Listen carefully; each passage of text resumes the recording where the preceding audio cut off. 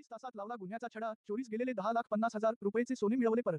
बीड शहर पोलिसांची कामगिरी. दिनांक 8 जून 2025 रोजी डॉक्टर लक्ष्मीकांत आंधळे यांच्या घरातून ते बाहेर गेले असताना घरात प्रवेश करून कोणीतरी अज्ञात इसमाने त्यांच्या कपाटात ठेवलेले सोन्याचे चैन, गंठण आणि अंगठी असे 11 तोळे सोने चोरट्याने चोरी करून नेले होते.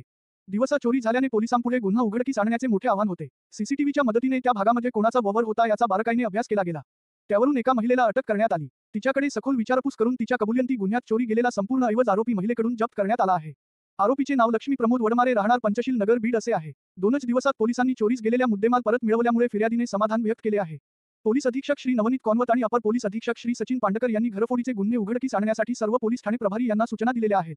त्यांच्या मार्गदर्शनानुसार बीड शहर पोलीस ठाण्याचे पोलीस निरीक्षक श्री शीतल कुमार बल्लाळ, सहाय्यक पोलीस निरीक्षक श्री बाबा राठोड, पोलीस अंमलदार संजय राठोड, मनोज परजणे, गहिनीनाथ बावनकर, राम पवार यांनी अथक परिश्रम करून नमूद गुन्हा उघडकीस आणला आहे.